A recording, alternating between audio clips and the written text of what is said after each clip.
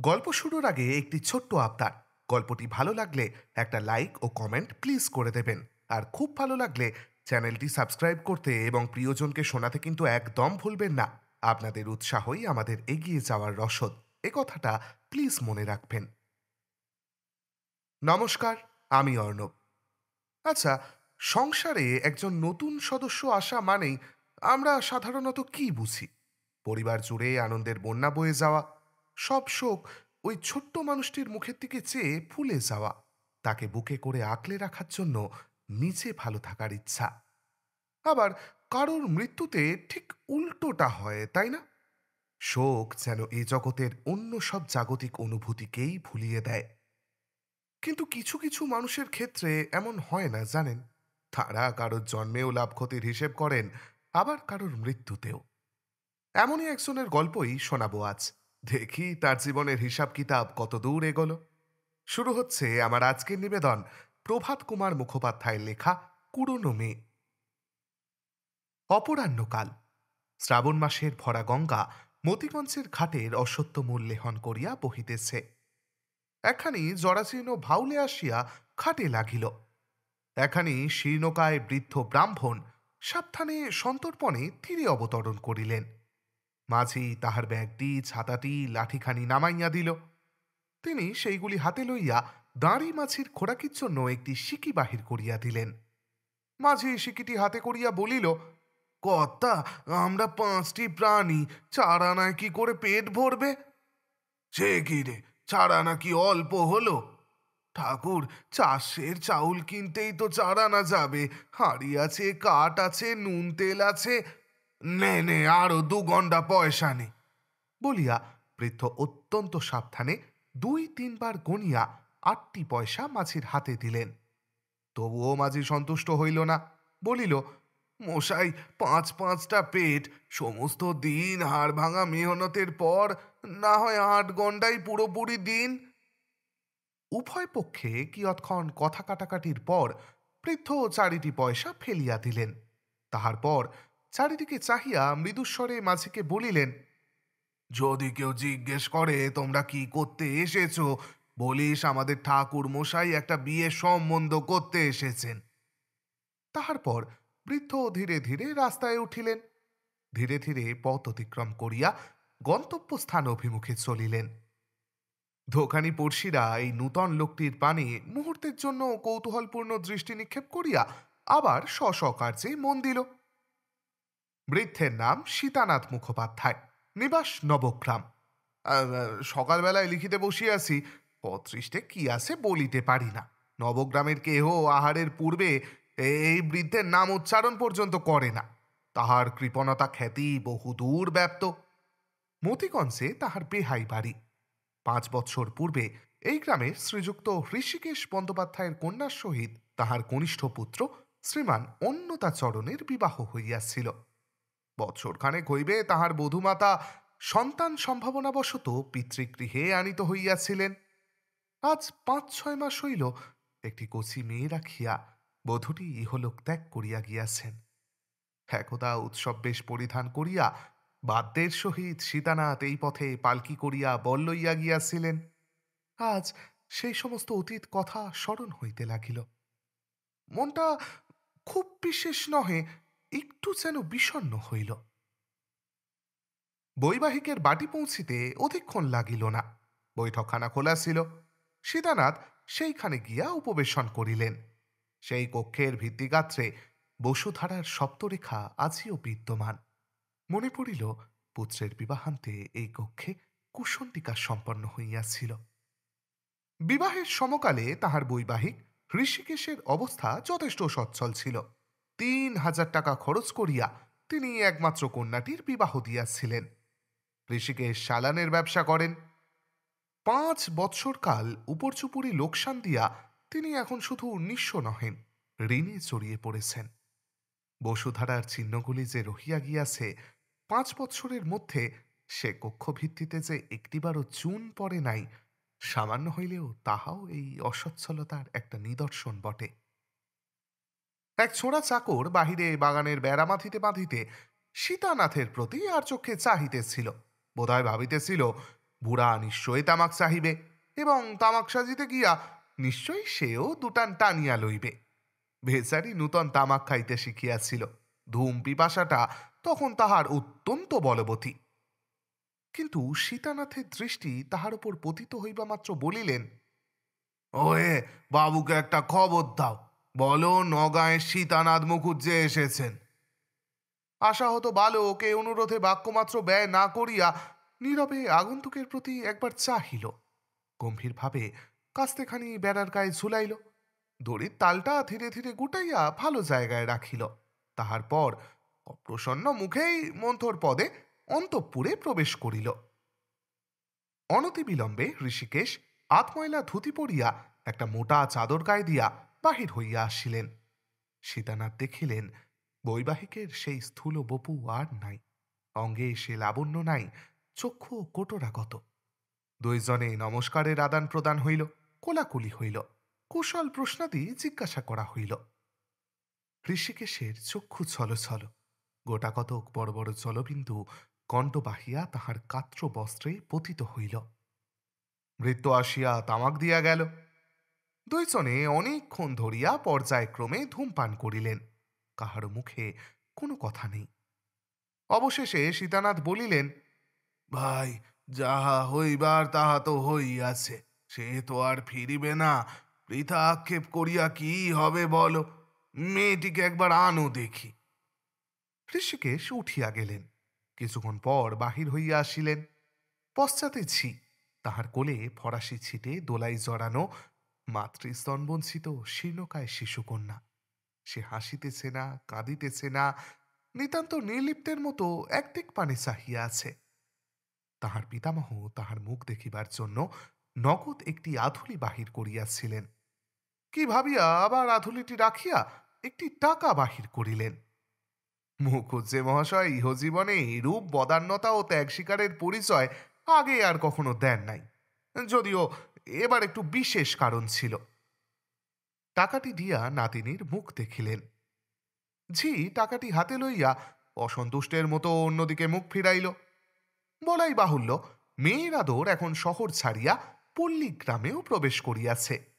কলেজের নব্যবাবু শ্বশুরালয়ে গিয়া গিনি দিয়া প্রথম কন্যার মুখ দেখিলে পাড়ার লোকে সেটাকে বাড়াবাড়ি বলিয়া হাস্য করে না। সুতরাং টাকাটি ঝির মনে ধরিবে কেন? সে ভাবিল, মরমিনসে এত কষ্টের এই প্রথম মেয়েটি, আহা, তাতে আবার মা মরা, একটু সোনা জুটল না মুখ দেখতে। ক্রমে অন্ধকার হইল। মুখোপাধ্যায় হস্তপদাতি প্রক্ষালন করিয়া সন্ধ্যা বন্দনার জন্য বাটির ভিতরে প্রবেশ করিলেন। পূজার আসনে বসিবা মাত্র শুনিতে পাইলেন তাহার বিহাইন, ও গো মা আমার, কোথায় গেলি গো, বলিয়া উচ্চস্বরে ক্রন্দন আরম্ভ করিয়াছিলেন। মাতৃহৃদয়ের সেই উচ্ছ্বসিত শোকার্ত রবে সন্ধ্যাদেবী যেন শিহরিয়া উঠিলেন। ঋষিকেশের চক্ষু হইতেও ঝরঝর করিয়া জল ছড়িতে লাগিল। সীতানাথ মূঢ়ের মতো পূজার আসনে বসিয়া রহিলেন। মধ্যে মধ্যে কেবল মাথা নাড়িয়া বলিতে লাগিলেন, হা নারায়ণ, কি করিলে! কান্না থামিলে সীতানাথ সন্ধ্যার নিঃশেষ করিলেন। তাহার পর জলযোগে বসিলেন। কিন্তু তাহার মনের ভেতরটা কে যেন টিপিয়া ধরিয়া থাকিল। যে কার্যের জন্য এত দিন গঙ্গাপথ অতিক্রম করিয়া আসিয়াছেন, তাহার সম্বন্ধে তো এখনো পর্যন্ত একটি কথাও বলা হইল না। বৈকাল হইতে কতবার বলি বলি করিয়া আর বলিতে পারেন নাই। শেষকালে স্থির করিলেন, দূর হোক গে, কাল সকালেই বলবো, রাত্রিটা কোনো মতে কাটিয়ে দি। আহারান্তে বৈঠকখানাতেই তাহার শয্যা প্রস্তুত হইল। ঋষিকেশ রাত্রির মতো বিদায় গ্রহণ করিলেন। পূর্বকথিত ভৃত্য বালক একপাশে কম্বল পাতিয়া শুইল। দুশ্চিন্তায় সমস্ত রাত্রি ব্রাহ্মণের নিদ্রা হইল না। যে কার্যের জন্য আসিয়াছেন তাহা সফল হইবে কি হইবে না, এই ভাবিয়াই রাত্রি কাটিল। তামাক সাজিতে সাজিতে জাগচ্ছোড়ার প্রাণান্ত হইল। রাত্রি ৩টার সময় যখন সীতানাথ তামাক সাজিবার জন্য আবার তাহাকে জাগাইলেন, তখন সে বলিল, তামুক আর নেই ঠাকুর, সব ফুরিয়ে গিয়েছে। বেগতিক দেখে শেষবারে তামাক সাজিবার সময় সে বাকি তামাকটুকু জানালা গলাইয়া বাহিরে ফেলিয়া দিয়াছিল। সকাল সকাল দুর্গা দুর্গা বলিয়া সীতানাথ গাত্রোত্থান করিলেন। বৈবাহিকের সহিত সাক্ষাৎ হইল। ধূমপান করিতে করিতে সীতানাথ স্থির করিলেন, এইবার বলি। মনোগত অভিপ্রায় ব্যক্ত করিবার সূচনাটা অনেকটা এইরূপ হইল। বেহাই মশাই, অদৃষ্ট ছাড়া তো আর পথ নেই। আমাদের যা অদৃষ্টে ছিল তা কে খণ্ডন করবে বলো? আমার আরো 4টি বউ আছে, কিন্তু ছোট বৌমা যেমন ছিলেন তেমনটি কেউ নয়। আমার এত গুণের বউকে গিন্নি দেখে যেতে পাননি, সেই দুঃখ আমার চিরকাল থাকবে। মার আমার যেমন রূপ তেমনি ছিল গুণ। তার গুণে পশু পক্ষী পর্যন্ত বশ হয়েছিল। বাড়িতে রাঙি বলে একটি গাই আছে, এমনি বজ্জা তা ত্রিসীমানায় কেউ যেতে পারে না, শিং পেতে গুঁতোতে আসে। কেবল ছোট বৌমা কাছে গেলে সে কিচ্ছুটি বলতো না। যায় যায় ঝগড়া কলহ, এ তো চিরদিন সকল সংসারেই চলে আসছে। কিন্তু আমার অন্য বউরা ছোট বৌমাকে নিজেদের সহদরা ভগ্নীর মতো মনে করিত। দুঃসংবাদটা শুনে বড় বৌমা একেবারে আছাড় খেয়ে পড়েছিলেন। 3 দিন 3 রাত্রি জলস্পর্শ করেননি। আজও বলেন, আমার পেটে সন্তান গেলে এতটা হতো না। ঋষিকেশ চক্ষুর জলে মাটি ভিজাইতেছিলেন। কম্পিত স্বরে বলিলেন, বেআই মশাই, থাক, আর সেসব কথা বলা কেন, অন্য কথা বলুন। সীতানাথ চুপ করিলেন। তাহার ভূমিকাই তাহাকে মাটি করিয়া দিল। নীরবে নিজের বুদ্ধিকে ধিক্কার দিতে লাগিলেন। কিয়ৎক্ষণ আবার এ কথা সে কথা 5 কথায় কাটিল। এবার সীতানাথ নিজের ওপর অত্যন্ত রাগ করিয়া ভূমিকা মাত্র বর্জন করিয়া কথাটি বলিয়াই ফেলিলেন। শুনিতে এমন কাঠখোট্টা রকম ঠেকিল যে নিজেরই লজ্জা করিতে লাগিল। কথাটা আর কিছুই নহে, বধূমাতার অলঙ্কারগুলির কথা। তাহাই বৃদ্ধ আদায় করিতে আসিয়াছেন। প্রস্তাবটি শুনিয়া ঋষিকেশ অনেকক্ষণ নিস্তব্ধ হইয়া রহিলেন। বৈবাহিকের আগমন সংবাদ প্রাপ্তিমাত্রই তিনি ইহা বুঝিতে পারিয়াছিলেন, আর এ তো জানা কথা। তবু তাহার মনে এক একবার দুরাশা উপস্থিত হইল। গহনাগুলি আটকাইবেন, দিবেন না। নাতিনীটি যদি বাঁচে, কুলিনের ঘরের মেয়ে, বাঁচিবারই 16 আনা সম্ভাবনা। তবে তাহারই ঘাড়ে পড়িল। ওই অলঙ্কারগুলি অবলম্বন করিয়া তিনি তাহার বিবাহ দিবেন। 2000 টাকার অলঙ্কার দিয়া তিনি যখন একমাত্র কন্যার বিবাহ দিয়াছিলেন, তখন তাহার অবস্থা খুবই ভালো ছিল। উপর্যুপরি কয়েক বৎসর ক্ষতিগ্রস্ত হইয়া এখন সে অবস্থার পরিবর্তন হইয়াছে। তাহার ছেলেগুলিও কেহ মানুষের মতো মানুষ হয় নাই। তাহার অবর্তমানে কি করে যে তাহারা সংসার চালাইবে, তাহাই তিনি মনে মনে ভাবিয়া আকুল হইতেন। এই সকল 5 রকম ভাবিয়া চিন্তিয়া তিনি অলঙ্কারগুলি রাখিবার দুরাশা মনোমধ্যে পোষণ করিতেছিলেন। অন্তত যতটা বিলম্ব হয় ততটা তিনি চেষ্টা করবেন স্থির করিলেন। বলিলেন, মুখুজ্জে মশাই, সেই জিনিসগুলো আপনারই। যখন একবার আপনার পুত্রকে দান করেছি, তখন আর তার এক রতিও আমি নিয়ে নেব না। তবে কিছুদিন আপনাকে অপেক্ষা করতে হচ্ছে। আপাতত আপনাকে দিতে পারছি না। শুনিয়া মুখুজ্জে মহাশয়ের মুখ শুকাইয়া গেল। ভাবিলেন বুঝি বেহাই অলঙ্কারগুলি কোথাও বন্ধক দিয়াছে। তাহা হইলে তো সর্বনাশ। বলিলেন, কেন, এখন দিতে বাধা কি? ঋষিকেশ দীর্ঘ নিঃশ্বাস ত্যাগ করিয়া বলিলেন, এই সত্য শোকটা পাওয়া গিয়েছে, এখনো 6 মাসও হয়নি। আর কিছুদিন যেতে দিন। বাক্স থেকে কি সে অলঙ্কার এখন বের করা যায় বলুন? মেয়েদের কোথায় কি থাকে না থাকে আমি তো কিছুই জানি নে। গিন্নি সে কাল রাত্রির পর থেকেই সে ঘরে আর ঢোকেননি। তার বড় আদরের শেষ মেয়েটি, কিছুতেই তাকে বোঝাতে পারিনে। তার ঘরে পদার্পণ করেন না, তার কোনো জিনিস ছুঁতে হলে কেঁদে আকুল হন। এমন অবস্থায় কি করে তাকে বলি, তোমার মেয়ের বাক্স খুলে গহনাগুলি বের করে দাও? শোকটা এখন বড্ড নতুন, কিছুদিন আরো যেতে দিন। গহনা দেওয়ার বাধাস্বরূপ ঋষিকেশ যাহা কারণ দেখাইলেন, তাহা নিতান্তই সত্য। তবে সকলের কাছে এ কারণ যথেষ্ট বলিয়া মনে নাও হইতে পারে। সীতানাথেরও হইল না, একটু রাগ হইল। বলিলেন, ভাই, শোক কি আমার লাগেনি? তবে কি করব, সংসার করতে গেলে শোকতাপ তো আছেই। এ থেকে আজ অব্দি কেউ নিস্তার পেলে এমন তো দেখলাম না। তা সে রাজাই বলো, বাদশাই বলো, আর পথের ভিখিরিই বলো, তবু সংসারী লোককে দুদিনে তা ভুলে গিয়ে খেতে হয়, শুতে হয়, হাসতে হয়, সংসার ধর্মের সবই করতে হয়। তা তার যদি এতই শোক হয়ে থাকে, তবে তুমি না হয় চাবিটা চেয়ে খুলে আনোগে না। ঋষিকেশ আবার কিছুক্ষণ মৌনভাবে তামাক টানিতে লাগিলেন। বিলম্ব দেখিয়া সীতানাথ একবার তাগাদা করিলেন। তখনও ঋষিকেশ গহনাগুলি রাখিবার আশা ত্যাগ করিতে পারেন নাই। একটু কাতরভাবে বলিলেন, বেআই মশাই, একটা বৎসর যেতে দিন, তখন এসে গয়নাগুলি নিয়ে যাবেন। যদি আজ্ঞা করেন তো আমি মাথায় করে সেগুলি আপনার বাড়িতে পৌঁছে দিয়ে আসব। সীতানাথ রুক্ষস্বরে উত্তর করিলেন, মানুষের শরীর পদ্মপত্রের মতো, আজ আছে কাল নেই। এক দণ্ডের কথা বলা যায় না, আর 1 বৎসর আমি যদি না বাঁচি। ঋষিকেশ মনে মনে বলিলেন, না বাঁচো তো ওই গহনাতে তোমার শ্রাদ্ধের জোগাড় করা যাবে। প্রকাশ্যে বলিলেন, তাহলে আপনার গহনা আমাদেরই কাছে থাকবে, ওই গহনা দিয়ে আপনার পৌত্রের বিবাহ দেব। সীতানাথ শ্লেষের স্বরে বলিলেন, তুমি কি মনে করেছ আমার নাতিনি চিরদিনই তোমার ঘরে থাকবে? একটু বড় হলেই ওকে আমি নিয়ে যাব। বড় বৌমা মেয়েটিকে দেখবার জন্য পাগল। আসবার সময় আমায় বললেন, বাবা আমিও তোমার সঙ্গে যাব, খুকিকে দেখে আসব। আর বিবাহের কথা বলছো? তা ভাই, আমাদের এমন কপাল কি হবে? ওই মেয়ে কি বাঁচবে? ওর যেরকম চেহারা দেখলাম, তাতে কোনো মতেই তো সে আশা করা যায় না। ঋষিকেশ ব্যবসা বুদ্ধি সম্পন্ন লোক, স্তোত্রবাক্যে ভুলিবার পাত্র নহেন। বলিলেন, তা গহনা এখন থাকুক না, যখন মেয়ে নিয়ে যাবেন তখনই গহনা নিয়ে যাবেন। কথাটা শুনিয়া সীতানাথ জ্বলিয়া উঠিলেন। বলিলেন, ভায়া, আমাকে কি অবিশ্বাস করলে? জিনিসগুলো আটক করে ব্রাহ্মণকে মনক্ষুণ্ণ করে ফিরিয়ে দিলে কি তোমার মঙ্গল হবে? ঋষিকেশ বেহাইয়ের চরিত্র পূর্বাবধি জানিতেন। তিনি যখন ধরিয়াছেন গহনা লইয়া যাইব, তখন যে না লইয়া ফিরিবেন এমন আশা নাই। সুতরাং আর আপত্তি উত্থাপন করা নিষ্ফল মনে করিলেন। বলিলেন, বেশ, তবে নিয়ে যান।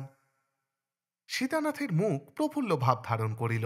বলিলেন, আহারদির পর সকাল সকাল আজই বেরুতে হবে। তুমি তবে সেগুলি বের করে ঠিক করে রাখো, আমি গঙ্গা স্নানটা সেরে আসি। গঙ্গার ঘাটে আসিয়া অনেক দূর হইতে মাঝিকে উচ্চৈস্বরে সীতানাথ বলিলেন, ও মাঝি, যে বিয়ে সম্বন্ধ করতে এসেছিলাম তারা রাজি হয়নি।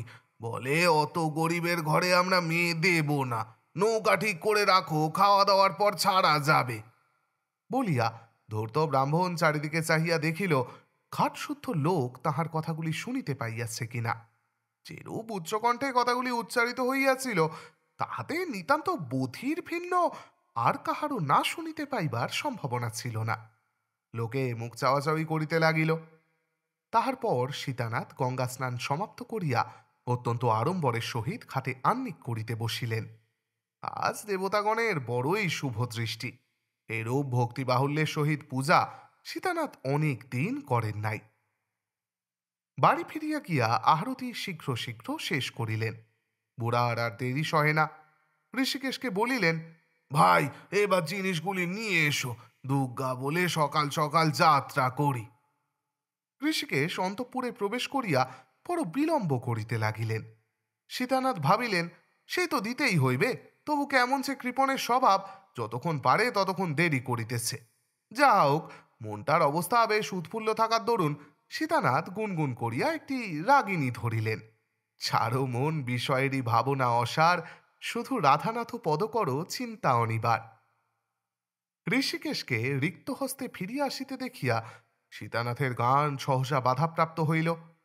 বিষণ্ণ হইয়া বলিলেন, কি হলো? হলো না? সে কি?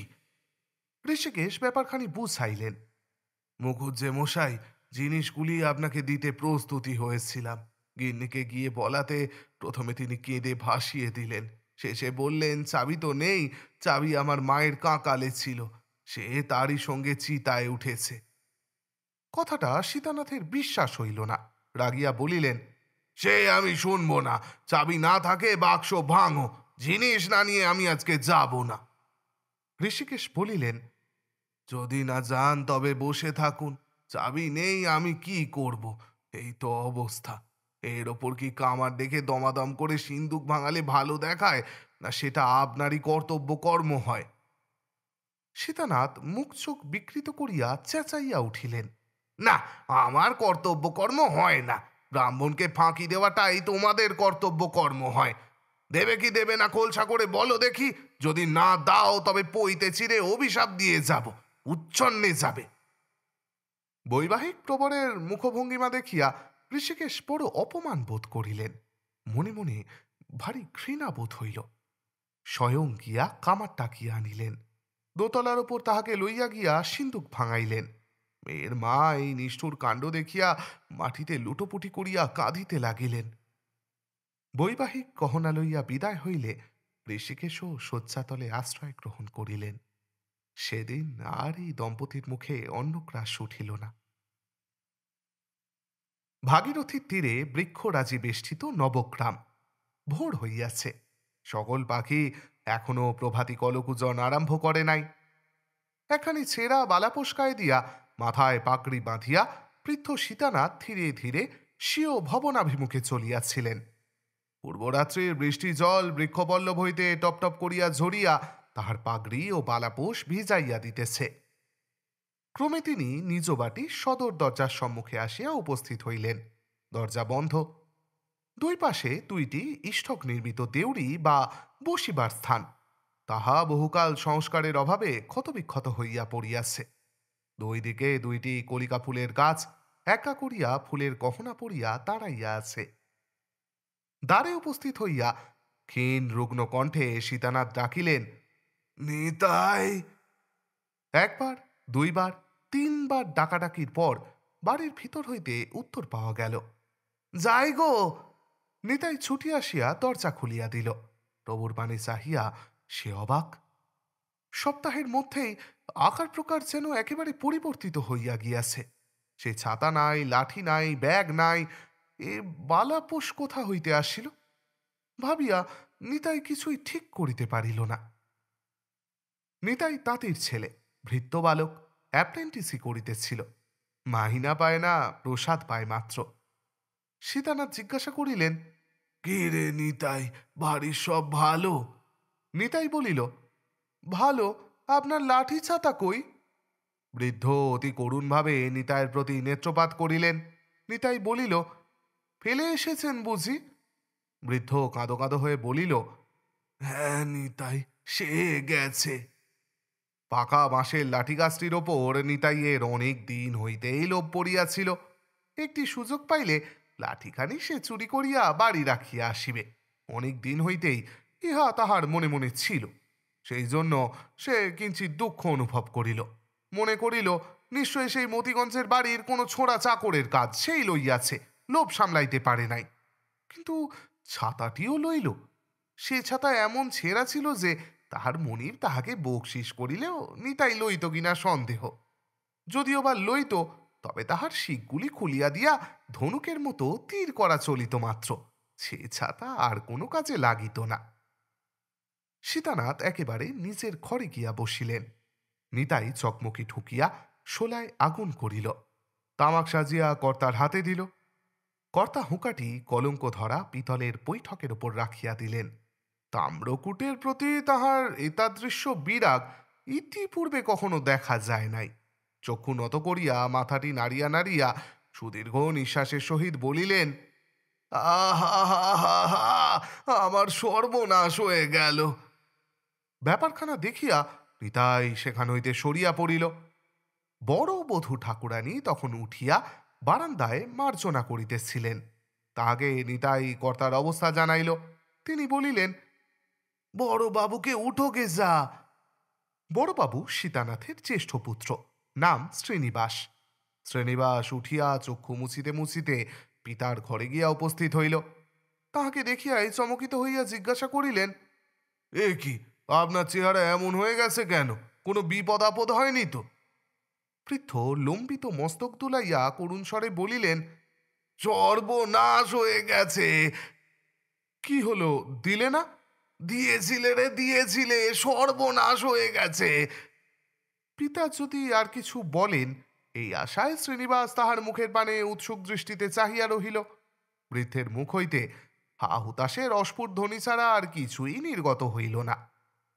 অবশেষে শ্রীনিবাস বলিলেন, তবে কি হলো, খোয়া গেল? বৃদ্ধ ঘাড় নাড়িয়া পূর্ববৎ উত্তর করিলেন, সর্বনাশ হইয়া গেল। শ্রীনিবাস এইবার একটু বিরক্ত হইয়া বলিলেন, আহা, কি হলো খুলেই বলুন না। বৃদ্ধ বলিলেন, সে গেছে রে, নোকসান হয়ে গেছে। কেমন করে গেল? চুরি গেছে? না। ডাকাতে নিয়েছে? না। তবে? অনেক কষ্টে এইবার বলিলেন, চাঁদ বাড়ির ভূধর চাটুর্যে নিয়েছে। পুত্র রাগিয়া বলিল, সে আবার কে? সে কি করে গহনার বাক্স নিলে, ছিনিয়ে নিলে? আপনি অমনি চুপ করে চলে এলেন, পুলিশের সাহায্য নিলেন না? পুলিশে কি আমি যাইনি? পুলিশেও গিয়েছিলাম। থানার দারোগা ভূধর চাটুর্যের ভগ্নিপতি রে, ভগ্নিপতি। ভগ্নিপতি হোক আর বাবাই হোক, এত্তেলা দিলে ডায়েরিতে তার নাম লিখে নিতেই হবে, অনুসন্ধান করতেই হবে। লিখে নেবে কি? উল্টে আমায় সে মিথ্যে নালিশের দায়ে জেলে দেবার ভয় দেখালো। কলকাতার যে মেষের বাসায় থাকিয়া শ্রীনিবাস লেখাপড়া করিতেন সেই বাসায় আইন অধ্যয়নকারী একটি ছাত্র ছিল। তাহার মুখে শ্রীনিবাস মাঝে মাঝে আইন সম্পর্কীয় অনেক তর্ক বিতর্ক শুনিতে পাইতেন। সেই অবধি শ্রীনিবাস নিজেকে একজন আইনজ্ঞ ব্যক্তি বলিয়া ধরিয়া রাখিয়াছিলেন। নগদ ৮ আনা খরচ করিয়া এখানি মুক্তার গাইড পুস্তক ক্রয় করিয়াছেন। গ্রামের লোকের মোকদ্দমা উপস্থিত হইলে প্রায়ই শ্রীনিবাস কোনো না কোনো পক্ষে সহায়তা করিয়া পরামর্শ দান করেন। গম্ভীরভাবে পিতাকে বলিলেন, ব্যাপারটা কি হয়েছে সব আদ্যপান্ত খুলে বলুন, দেখি আমি এর কিছু প্রতিকার করতে পারি নাকি। তখন বৃদ্ধ বলিতে আরম্ভ করিলেন। তাহার সেই ১ ঘণ্টা কালব্যাপী সকরুণ বক্তৃতার ভিতর হইতে সমস্ত আহুতাশ, অশ্রুপাত, অনাবশ্যক মন্তব্য বাদ দিয়া আমরা সারাংশটুকু মাত্র লিপিবদ্ধ করিলাম। সন্ধ্যার পূর্বে নৌকা গুণ টানিয়া আসিতেছিল। হঠাৎ গুণ ছিড়িয়া দিয়া নৌকা নাকি বিপরীত দিকে মহাবেগে ছুটিয়া যায়। চন্দ্রবাটির ঘাড়ে একখানা মাল বোঝাই প্রকাণ্ড ভরে ঠেকিয়া ভাঙিয়া গেল। গহনার বাক্স চাদর দিয়া সীতানাথের পিঠে বাঁধা ছিল। অচেতন অবস্থায় সীতানাথকে জল থেকে তুলিয়া ভূধর চট্টোপাধ্যায় তাহাকে গৃহে লইয়া যায়। শুশ্রূষা করিয়া তাহার প্রাণ বাঁচাইয়াছেন, কিন্তু গহনার বাক্স দিল না। শ্রীনিবাস ভ্রুকুঞ্চিত করিয়া জিজ্ঞাসা করিলেন, গহনার কথা সে নিজ মুখে স্বীকার করেছে? প্রথমে স্বীকার করেনি। আমার যখন জ্ঞান হলো তখন জিজ্ঞেস করলাম আমার পিঠে যে একটা বাক্স বাঁধা ছিল সেটা কোথায়। বললে, তা তো কই আমরা পাইনি। তখন চিৎকার করে বললাম, আমার সর্বস্ব গেল রে, ব্রহ্ম হত্যা করলে রে, বলে আবার আমি অজ্ঞান হয়ে যাই। ফের জ্ঞান হলো, তখন দেখি কোথা থেকে একটা ডাক্তার নিয়ে এসেছে। ডাক্তারটি বললে, তোমার কোনো ভাবনা নেই, তোমার বাক্স আছে। আমার সমস্ত পরিচয় জিজ্ঞেস করলে, নাড়ি দেখে ওষুধ দিলে, বলে গেলে তোমার কোনো ভয় নেই, ৩ দিনের মধ্যে তুমি সেরে যাবে।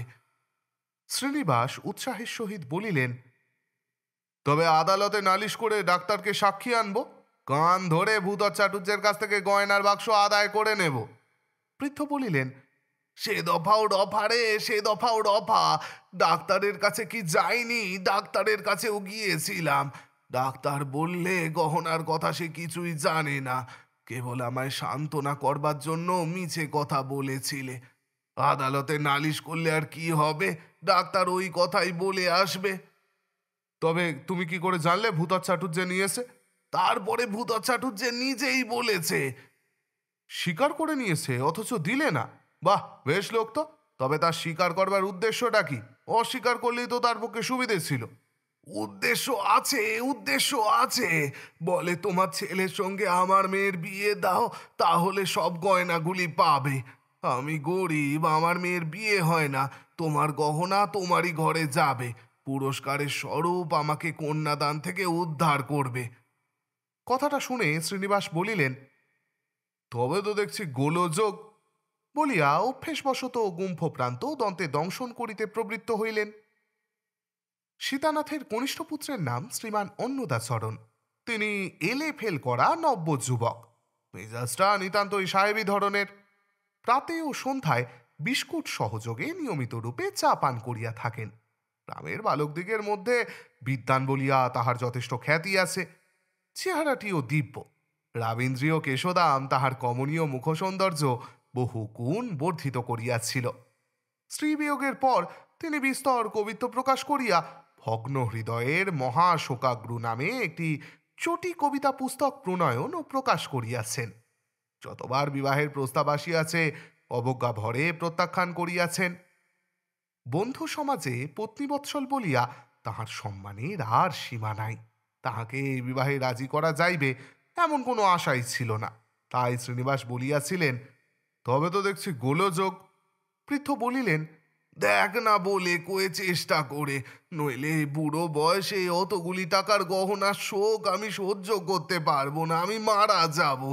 ওকে বলো বিবাহ না করলে পিতৃহত্যার পাপ ওকে লাগবে। অন্নদার চারিটি দাদা তাকে পাকড়াও করিয়া আনিয়া তাহাকে ঘিরিয়া বসিলেন। সমস্ত দিন কত রকমে তাহাকে বুঝাইলেন, কত মিনতি করিলেন, তর্ক করিলেন, রাগ করিলেন, কিন্তু কিছুতেই অন্নদার মন টলিল না। অন্নদার অন্তরঙ্গ বন্ধুবান্ধবগণকে খোসামত করিয়া তাহাদের দ্বারায় অনুরোধ চলিতে লাগিল। পুনর্বার দ্বার গ্রহণের বিরুদ্ধে অন্নদা যত প্রকার যুক্তির অবতারণা করিল, তাহার বন্ধুরা সেগুলি যখন যেরূপ সুবিধা হইল সুতর্ক বা কুতর্কের সাহায্যে একে একে খণ্ডন করিল। কার্যের কথা ছাড়িয়া যখন ভাবের কথা আসিয়া পড়িল, তখন তাহারা বিজয়ীর মতো অবজ্ঞা হাস্য করিয়া চতুর্দিক হইতে শোকবিহবল মৃত পত্নীকের দ্বিতীয় দ্বার গ্রহণের অজস্র উদাহরণ আনিয়া স্তূপীকৃত করিল। দেখ, অমুক স্ত্রীবিয়োগের পর গৃহত্যাগী হইয়া সন্ন্যাসী হইয়া গেল, বনে জঙ্গলে পাহাড়ে পাহাড়ে লোটা কম্বল কাঁধে করিয়া ঘুরিয়া বেড়াইল, কিন্তু 1 বৎসর যাইতে না যাইতে ফিরিয়া আসিয়া নিজে মেয়ে দেখিয়া বিবাহ করিল। দেখ, অমুক স্ত্রীবিয়োগের পর একজন যশস্বী কবি হইয়া পড়িল, বঙ্কিমবাবু হইতে আরম্ভ করিয়া দেশসুদ্ধ সকলেই সমস্বরে বলিল, বাংলা ভাষায় একখানা কাব্য জন্মিয়াছে বটে, কিন্তু সেই আবার একটা আধটা নয়, দুইটা বিবাহ করিল। ইত্যাদি প্রকারের যুক্তিতর্ক সমরে অন্নদা শেষে পরাজয় স্বীকার করিল বটে, কিন্তু বিবাহ করিতে রাজি হইল না। এদিকে আর সময় নাই। ভূধর চট্টোপাধ্যায় 10 দিন মাত্র সময় দিয়াছিল। 20শে শ্রাবণ বিবাহের শেষ দিন। তাহার 3 দিন কাটিয়াছে, সপ্তাহ মাত্র বাকি। ছেলে যখন কিছুতেই রাজি হইল না, তখন বাপ বলিল, তবে আমি বিবাহ করিব। 2-10 হাজার টাকার গহনা আমি কোনো মতেই হাতছাড়া করিতে পারিব না। ইহাই আমার কপালে থাকে তো থাক। এই সংবাদ গ্রামে রাষ্ট্র হইবা মাত্র একটা মহা হাসি টিটকিরি পড়িয়া গেল।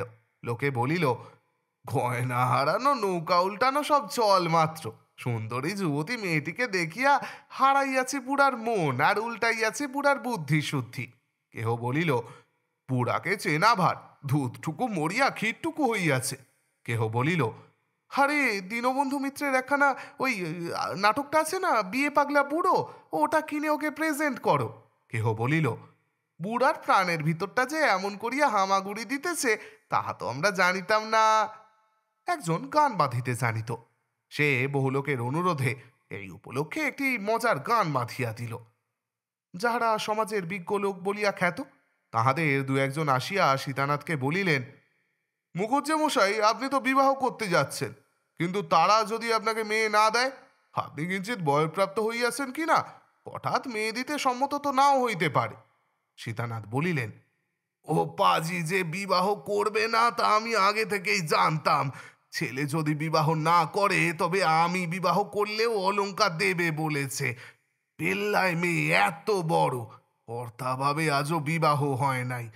ওদের আর জাত থাকে না, যুব বুড়ো বিচার করলে ওদের কি আর চলে? পাড়ার লোকের, গ্রামের লোকের যতই আমোদ হোক, বাড়ির লোকের মাথায় এ কথা শুনিয়া যেন বজ্রাঘাত হইল। চারি ছেলে চারি বধূ ভাবিয়া ব্যাকুল হইয়া উঠিল। তাহারা স্বতঃপরত নানা উপায়ে নানা প্রকারে বুড়াকে বুঝাইতে লাগিল। সীতানাথ বলিলেন, দেখো, আমার বিবাহ করবার কিছুমাত্র প্রয়োজন নেই। তোমরা অন্নদাকে রাজি করো, আমি ছেলের বিবাহ দিয়ে সোনার চাঁদ বউ ঘরে আনি। অন্নদা বেচারি কিয়ৎ পরিমাণ রেহাই পাইয়াছিল। এই কথার পর দ্বিগুণ উৎসাহের সহিত আবার তাহার উপর উৎপীড়ন আরম্ভ হইল। শেষে অন্নদা চোখ মুখ লাল করিয়া বলিতে লাগিল, তোমরা যদি আমাকে এমন দিক করবে তবে আমি বিভাগী হয়ে একদিক পানে চলে যাব। বড় বধূ রাগিয়া বলিলেন, ঢের দেখেছি ঠাকুরপো, এই বয়সে কত দেখলাম, বাঁচি তো আরো দেখব। এমন করছো, কিন্তু শেষ রক্ষে হলে হয়। 24শে শ্রাবণ, বিবাহের আর 5 দিন মাত্র বাকি। সীতানাথ টাকা কড়ি লইয়া কলিকাতায় গেলেন, বলিয়া গেলেন আবশ্যকীয় জিনিসপত্র কিনিয়া সেখান হইতেই নিজে বিবাহ করিতে যাইবেন। বৃদ্ধ যাত্রা করিলে পর বাড়িতে নূতন করিয়া মহা গণ্ডগোল পড়িয়া গেল। ছোট বড় সকলেই অন্নদার প্রতি একেবারে খড়গহস্ত। প্রায় 10 বৎসর কাল গৃহিণীর মৃত্যু হইয়াছে, ছেলে মেয়ে নাতিপুতি ভরা সংসার। সীতানাথ তার দ্বার পরিগ্রহ করেন নাই, লোকেও সে পরামর্শ দেয় নাই। আজ 10 বৎসর কাল বড়বধূ ঘরের গৃহিণী, হঠাৎ নোলক পড়া মূর্তিমতী উপদ্রবরূপিণী একটি কচি মেয়ে আসিয়া তাহার হস্ত হইতে গৃহস্থলীর শাসনদণ্ড কাড়িয়া লইবে, এ কল্পনা মাত্র নিতান্তই যন্ত্রণাদায়ক হইল। বড়বধূ আবার কাঁদিতে কাঁদিতে অন্নদাকে মিনতি করিতে আরম্ভ করিলেন, অনু, লক্ষ্মী ভাইটি আমার, এখনো সময় আছে, এখনো বিবাহ কর, নইলে সোনা সংসার ছাড়কার হয়ে যায়। অন্নদা হঠাৎ বলিল, দেখো বৌদিদি, আমি একটা মতলব স্থির করেছি। শুনলাম তারা বড় গরিব, তাই নাকি মেয়েটির বিবাহ হয় না। তোমরা কোনো রকমে 1000টি টাকা আমাকে সংগ্রহ করে দাও, আমি সেই টাকা ভূধর চাটুর্যকে দিয়ে বলি আপনি ব্রাহ্মণ, কন্যাদায়গ্রস্ত, কিঞ্চিৎ সাহায্য করলাম, মন মতো সুপাত্র এনে মেয়ের বিবাহ দিন, আমার গহনাগুলি ফিরাইয়া দিন। তা তারা দিতে পারেন। তারা যে অধার্মিক নয় তাদের ব্যবহারে তো জানাই যাচ্ছে। অনায়াসেই তো গহনাগুলির কথা অস্বীকার করিতে পারি তো। কথাটি সকলে মিলিয়া তোলাপড়া করিয়া বলিল, হ্যাঁ, এই পরামর্শ মন্দ নহে, চেষ্টা করিয়া দেখিতে আর ক্ষতি কি।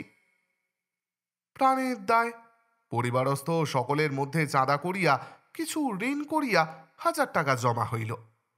সকালে সীতানাথ রেলপথে কলিকাতা যাত্রা করিয়াছিলেন। সন্ধ্যার সময় অন্নদার নৌকা চন্দ্রবাটি অভিমুখে রওনা হইল।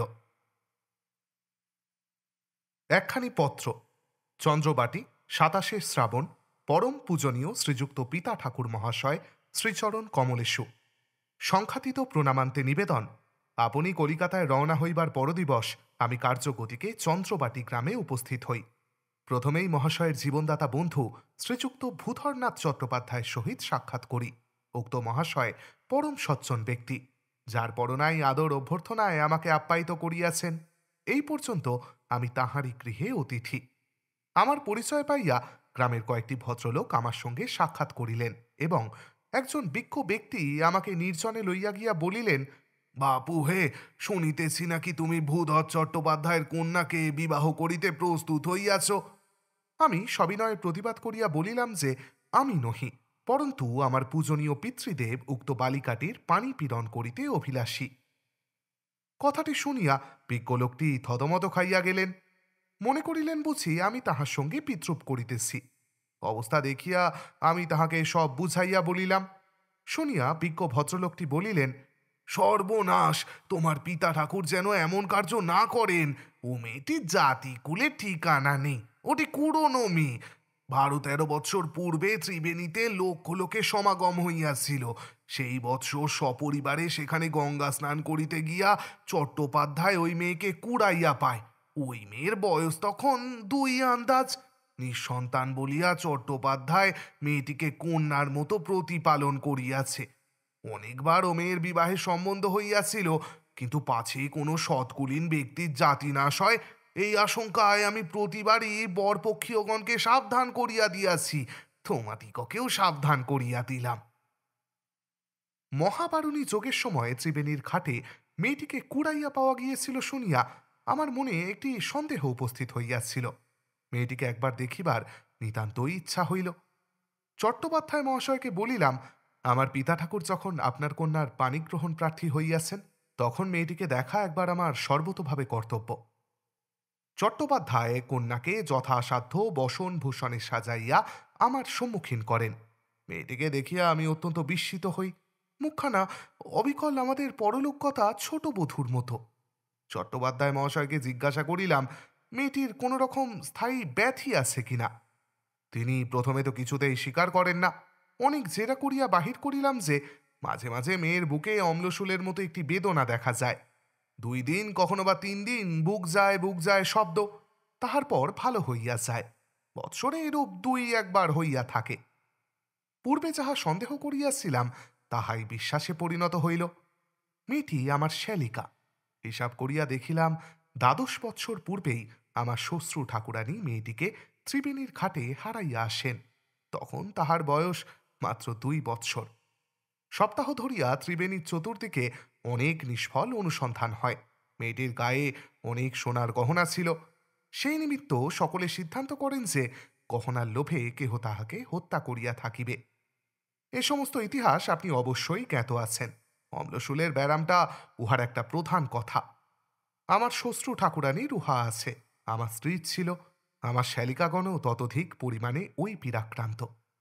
যাহা হোক, আমি এই তথ্য আবিষ্কার করিয়াই শ্বশুর মহাশয়কে তার যোগে সংবাদ প্রেরণ করি। অদ্য প্রভাতে তিনি আমার শাশুড়ি ঠাকুরানীর সঙ্গে এখানে আসিয়া উপস্থিত হইয়াছেন। মেয়েটি যে তাহারই সে বিষয়ে শ্বশ্রুদেবীর আর সংশয় মাত্র নাই। অতঃপর আপনি যদি কন্যাটিকে বিবাহ করেন তাহা হইলে কতকটা সম্পর্ক বিরুদ্ধ হয়, এই কারণেও বটে। আর মহাশয়কে এই বয়সে একটা গলগ্রহ করিয়া দিয়া কষ্টে ফেলা উপযুক্ত সন্তানের কর্তব্যকর্ম নয় ভাবিয়া আমি অগত্যা তাহাকে বিবাহ করিতে স্বীকৃত হইয়াছি। অতএব আপনি প্রয়োজনীয় দ্রব্যাদি লইয়া সত্বর আগমন করিবেন। বাড়িতে দাদামশাইকে পত্র দ্বারা নিমন্ত্রণ করিলাম। নিবেদন মিতি শ্রী অন্নদাচরণ দেব শর্মা। পুনশ্চ যদি সময় থাকে তবে আসিবার পূর্বে একবার গুরুদাস চট্টোপাধ্যায়ের পুস্তকের দোকানে উপস্থিত হইয়া মন্ত্রচিত ভগ্ন হৃদয়ের মহাশোকাশ্রু নামক কাব্যখানির সমস্ত খণ্ডগুলি সঙ্গে আনয়ন করিবেন। চট্টোপাধ্যায়ের নামে একখানি পত্র লিখিয়া এই সঙ্গে দিলাম। আপনার প্রতি তাহার অবিশ্বাসের আর কোনো কারণ থাকিবে না। তাহাকে জিজ্ঞাসা করিয়া আসিবেন, আমি যদি আত্মজীবন চরিত নামক একখানি গ্রন্থ প্রণয়ন করি তবে তিনি সে পুস্তক নিজ ব্যয়ে প্রকাশ করিতে প্রস্তুত আছেন কিনা। এই অলিখিত পুস্তকখানি অতীব মনোরম ও কৌতুকাবহ হইবার সম্ভাবনা। ইতি শ্রী অন্নদা। পুনশ্চ 2, ভূধর চট্টোপাধ্যায় যে আমার প্রথমা স্ত্রীর অলঙ্কারের কথা বলিয়াছিলেন এখন বলিতেছেন তাহা সর্বৈব মিথ্যা। পাছে মহাশয় সেগুলির অপ্রাপ্তিতে নিরাশা দুঃখ অনুভব করেন, তাই এখন অবধি বলিয়া রাখিলাম। আমাকে বিবাহ করিতে কৃতসংকল্প দেখিয়া তিনি এ কথা প্রকাশ করিয়াছেন। এই মিথ্যাচরণের জন্য আমি তাহার কৈফিয়ত চাহিয়াছিলাম। তিনি বলিলেন, মুখুজ্জে মহাশয় সম্বিত পাইয়া যখন আমাকে জিজ্ঞাসা করিয়াছিলেন বাক্স কোথায়, আমি বিস্মিত হইয়াছিলাম ও সত্য বলিয়াছিলাম। তাহার পর ডাক্তার আসে এবং পরামর্শ দেয় ও কথা বলিও না, পীড়া পারিবে, বলিও বাক্স আছে, উহাকে ভালো হইতে দাও। আমিও মনে করিলাম এই সুযোগে এই মেয়েটিকে পার করিবার চেষ্টা করি। বাবু হয়ে আমার মেয়ের কিনারা হইতেছিল না, তাই 2টা মিথ্যা কথা বলিয়াছিলাম। তা সে মিথ্যা কতক্ষণ টিকিত? বিবাহ হইলেই সমস্ত প্রকাশ হইত। কিন্তু তখন তো আর তোমরা আমার মেয়ে ফিরাইয়া দিতে পারিতে না। চট্টোপাধ্যায় মহাশয় যতই বিনয়ী ও অতিথিবৎসল হন, নীতিজ্ঞান তাহার অতি শোচনীয়। এরূপ শিথিল নীতি মনুষ্য যে আমার শ্বশুর হইলেন না, ইহাতে আমি নিজেকে অভিনন্দন করিতেছি। এটি শ্রী অন্নদাচরণ। ব্যাস, আমাদের আজকের গল্প এখানেই শেষ। দিনের শেষে গিয়ে সব ভালো হলো বলুন। বাবা মা এক মেয়েকে হারিয়ে আর এক হারিয়ে যাওয়া মেয়েকে ফিরে পেলেন। ছোট্ট খুকিটি মা হিসেবে পেল তার মাসিমাকে। আর সব কথার শেষ কথা, যে মানুষটি মৃত্যুতে লাভ খুঁজতে গিয়েছিলেন তার ইচ্ছেটি পূরণ হলো না। সব খারাপকে হারিয়ে ভালোর জয় যেন এইভাবেই সব সময় হয়, এই প্রার্থনাই করি। আচ্ছা, এবার আপনাদের থেকে বিদায় নেওয়ার পালা।